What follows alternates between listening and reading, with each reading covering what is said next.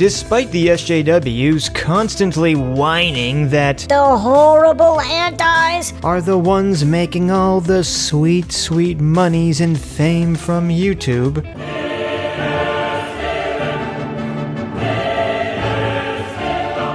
it's clear to anyone outside the internet bubble that the rest of normie culture swings towards the SJWs. We see this constantly with big companies and organizations giving into SJW bullshit. Now, while some of these places are actually run or influenced by dirty SJWs from the inside, most of it's just pussyfooting fear. The only reason that normie culture puts up with SJW crap is because most of the people don't actually know about SJW crap, or they have some vague understanding of the idea of PC culture from the 80s. They're all too busy watching Big Bang Theory. This fall, The Big Bang Theory moves to Mondays with a brand new season. Can you repeat that? You're breaking up. This fall, The Big Bang Theory moves to Mondays. Sorry, I didn't get that. The Big Bang Attack!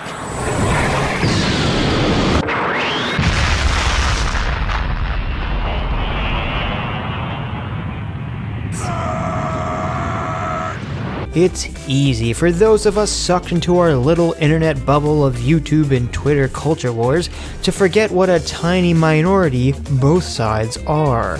The irony is that while SJWs constantly cry that the alt-right is dishonest for trying to hide their more racist and violent ideas from the masses, which they do, many SJWs do the exact same thing.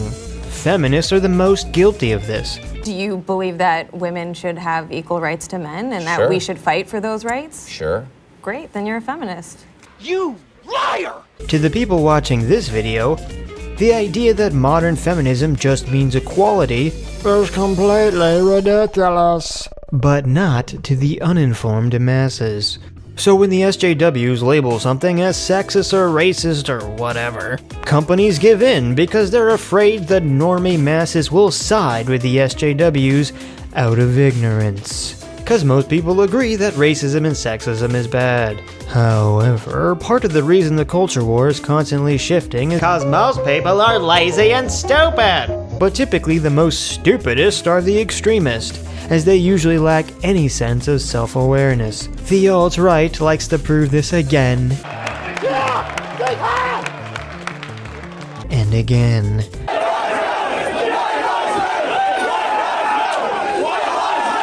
As does Antifa. After Charlottesville, the alt-right and white nationalists had taken a huge blow to their already shitty public image. It seemed like things were going well for SJWs and Antifa.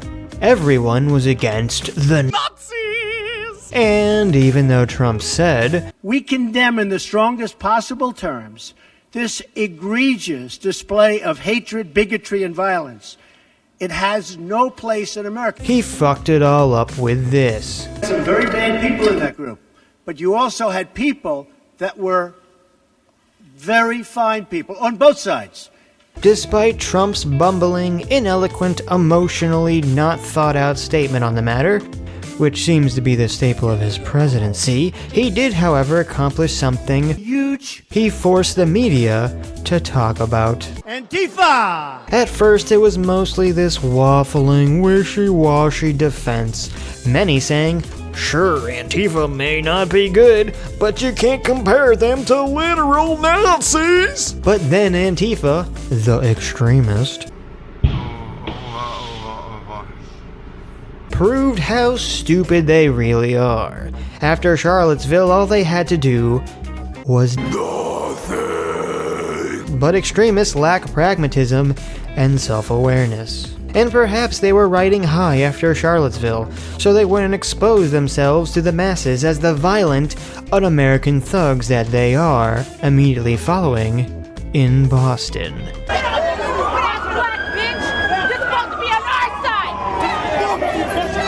And now again in Berkeley. Members of the BAM organization showed up with a large stake bed truck with hundreds of shields, sticks, and weapons on them.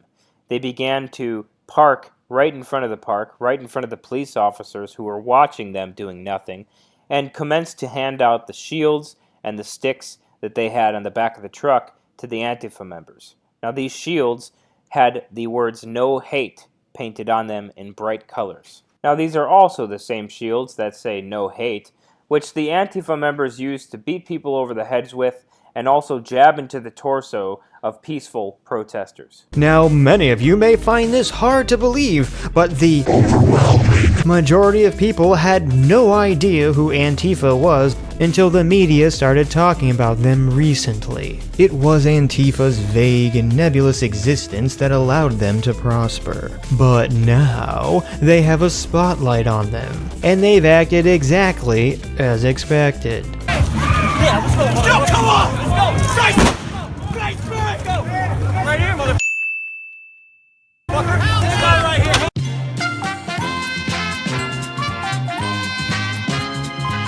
Which has led the media to finally turn on them, or allowed those in the media who never liked them to finally be given a platform to express their disapproval of Antifa to the masses. And while much of that coverage is far from perfect, what's surprising is how quickly almost every outlet has come out against Antifa.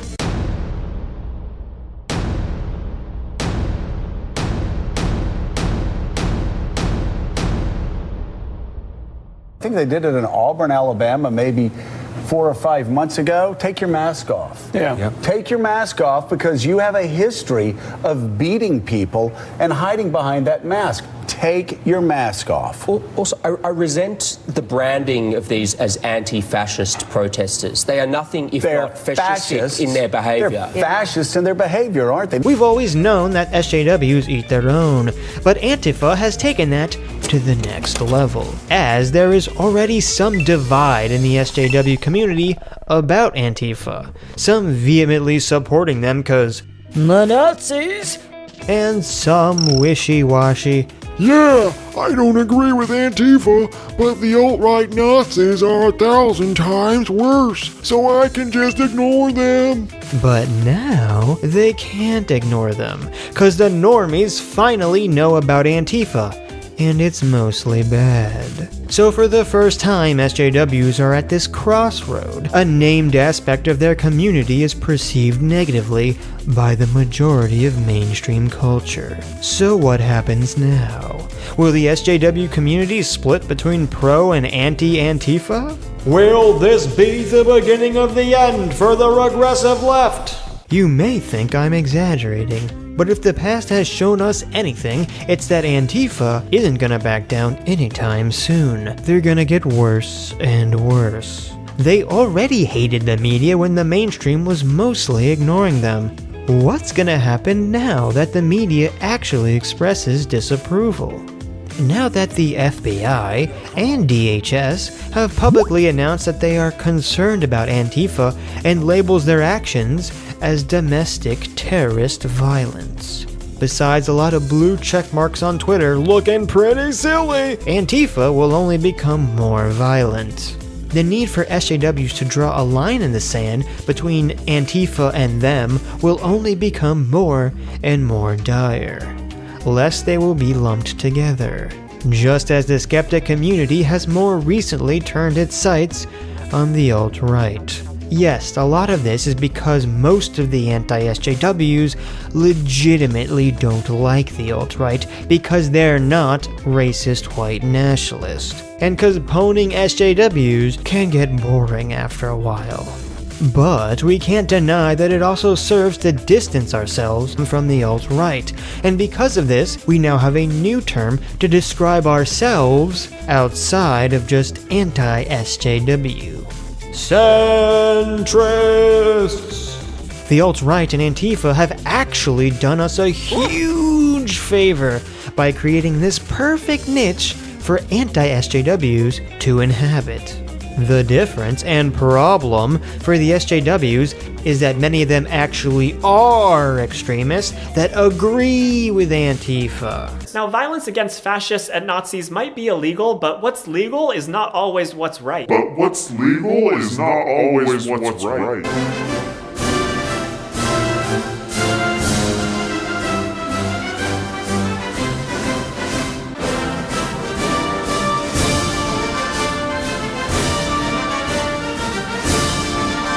They could all coexist before by simply not talking about their differences of opinion with Antifa, or writing it off as less important than promoting their regressive ideology. But soon, that won't be an option. But hey, look at this awesome fan art of me made by Kek-flavored Mochi. There I am, looking handsome and powerful as ever, with the head of Anita Sarkeesian impaled on a spear. And there's Don Lemon bleeding out in horror behind me. And we even have Sean Hannity running away in fear. All while Antifa runs away scared. Oh, and yes, this picture is symbolic. I've decapitated Anita Sarkeesian with words, symbolically. And here are two more amazing pieces she did, accurately portraying my daily life of hating everything, and editing videos alone in a dark room. And also check out these 4 fantastic portraits Anthony made of me. Here's Classic Sitch, Ronin Sitch, and Darth Vader Sitch, with original and HD remastered. Objection! And look at this amazing PNG James made. Definitely gonna use this in a video as soon as I get the chance. Even fellow YouTuber Friended morphed his nice, sweet, advertiser-friendly avatar in honor of my horrible visage. Check out our live stream together, link in the description below. And you know what this means? It means Kek-flavored Mochi, Anthony, James, and Friended are now my favorites. Unlike your lying mama, I do have and will name my favorites. So step it up, people. Unless, of course, you're one of my first few hundred subscribers who watch my videos when no one else would, or a fellow content creator, or someone who has shilled my videos. But everyone else is slacking. Now go forth and erect monuments in my honor to feed my insatiable ego!